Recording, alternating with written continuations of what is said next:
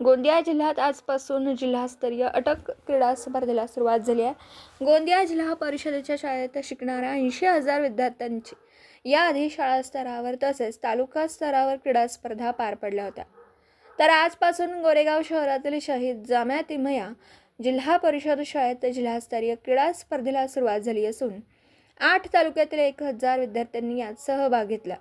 गोंदिया जिल्हा परिषदेचे अध्यक्ष पंकज राहंगडाले, उपाध्यक्ष यशवंत गणवीर, सभापती संजय टेंभरे, पूजा सेठ, सविता पुराम, जिल्हा परिषदेचे सीईओ मुरुगनाथम, शिक्षण अधिकारी महेंद्र गजभिये, सुधीर महामुनी यांच्या हस्ते आज अट्टल क्रीडा स्पर्धेला सुरुवात झाली आहे।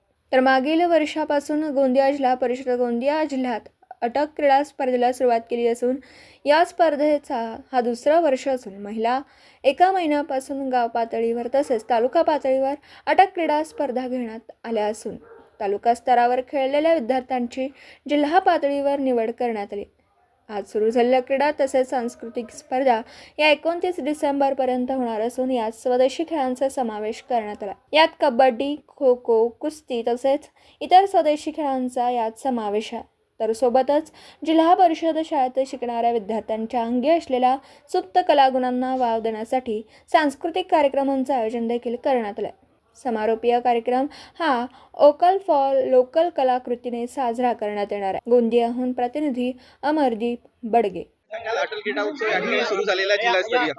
आपण पाहत आहे जे उत्साहाचे वातावरण इथे आहे आणि आमचे सर्व शिक्षक, विद्यार्थी, पालक, सर्व जिल्हा परिषद सदस्य, पंचायत समिती आणि ग्रामपंचायतीची संपूर्ण बॉडी यांनी अथक प्रयास या महोत्सवासाठी केला आहे।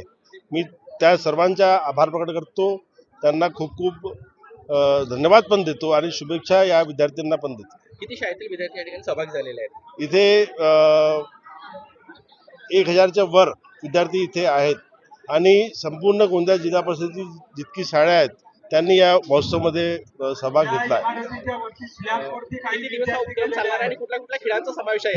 हे 25 ते 29 तारीखपर्यंत जिल्हास्तरीय टुर्नामेंट होणार आहे आणि याचा समारोपीय कार्यक्रम 29 तारखेला इथेच आहे आणि एक भव्य दिव्य कार्यक्रम इथे होणार आहे। आणि मी सर्व लोकांना, सर्व पालकांना आणि गोंदिया जिल्ह्यातील सर्व लोकांना इथे मी आमंत्रित करतो की आपल्या जिल्हा परिषदचे जे मुले आणि मुली आहेत, जे परफॉर्मन्स ते देत आहेत, हे आमच्यासाठी एक गर्वाचा क्षण आहे आणि यामध्ये आपण सर्व सहभागी व्हा।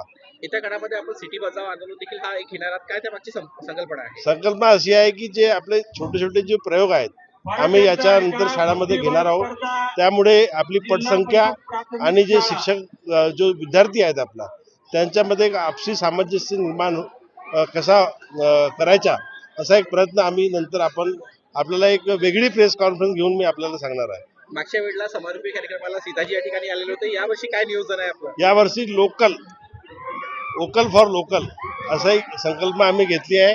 जिल्ह्याचे जे कर्मचारी आपले जे कलावंत आहेत त्यांना आपण इथे आमंत्रित करणार आहोत आणि सोबत विभिन्न डान्स ग्रुप, विभिन्न कर्तव्य दाखवणारे लोक इथे येणार आहे आणि भव्य आतिषबाजी समारोपीय कार्यक्रमामध्ये होणार आहे। आणि जे आपले ग्रामीण क्षेत्राचे जे लोक आहे यांना हे पाहायला मिळणार आहे की कशी एक जिल्हा परिषद मार्फत एक जे महोत्सव आहे त्याचा स्वरूप इतका मोठा झाला आणि महाराष्ट्र याचे अनुसरण करणार असा मला विश्वास आहे। थँक्यू। दिवसभरातील घडामोडींचा आढावा घेण्यासाठी पाहत रहा N24 मराठी न्यूज चॅनल।